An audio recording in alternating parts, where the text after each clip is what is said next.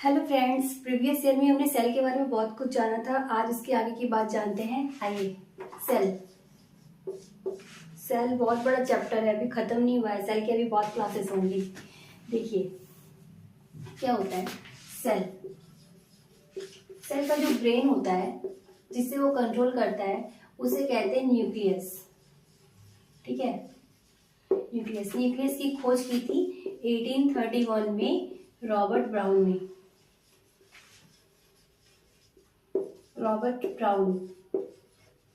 ने की थी। ठीक है, अब बात नेक्स्ट बताती हूँ। रुकिए, रॉबर्ट ब्राउन ने की थी 1838 में। एक बॉटनिस्ट हुए, जिनका नाम था, जर्मनी के थे ये, इनका नाम था शेल्डन। ये जर्मनी के थे।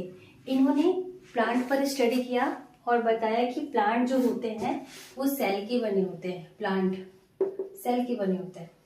फिर क्या होता है, 1839 में एक और जूलॉजिस्ट आते हैं, ये भी जर्मनी के ही है जूलॉजिस्ट। इनका नाम था श्वान। इनका कहना था कि जितने सारे एनिमल ये भी सेल के बने हैं। तो क्या हुआ, इन दोनों ने मिल करके एक थ्योरी दी, सेल थ्योरी। इन दोनों ने मिलकर ही कोशिका सिद्धांत दिया। ठीक है, आगे जानते हैं, इसकी आगे की बात जानते हैं। कोशिका सिद्धांत दिया। अब क्या होता है कि जैसे देखिए, सेल जो होते हैं, ये बेसिक और फंडामेंटल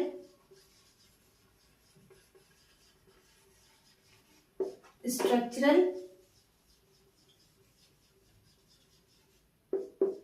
फंक्शनल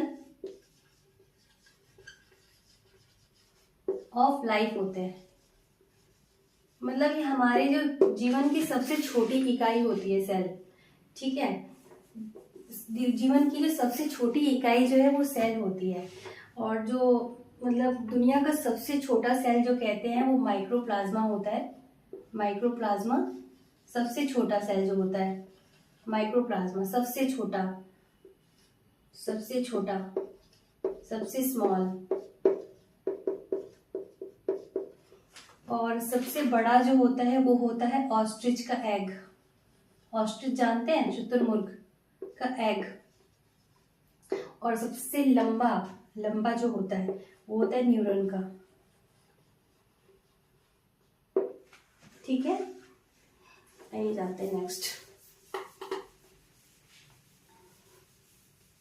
अब क्या होता है, जैसे मैंने बताया कि सेल जो होता है वो स्ट्रक्चरल एंड फंक्शनल यूनिट होता है, यूनिट ऑफ लाइफ होता है।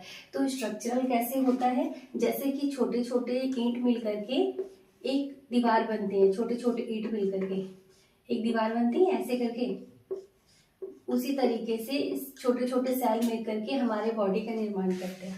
और जो छोटे छोटे एनर्जी होते हैं जो हमें दिखते भी नहीं है वो सेल के अंदर पाए जाते हैं। बहुत छोटे छोटे स्तर पे सेल के अंदर पाए जाते हैं।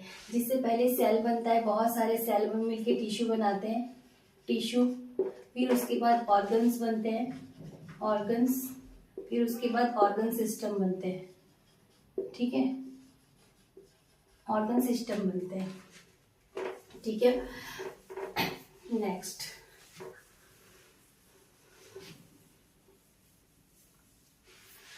अब क्या हुआ कि सेल इंडिपेंडेंट है। सेल जो है एकदम इंडिपेंडेंट है। इसको ये अपना काम खुद करता है, इसको किसी की जरूरत नहीं होती। लेकिन अपने काम को परफॉर्म करने के लिए इसको कुछ छोटे छोटे अंगों की जरूरत पड़ी।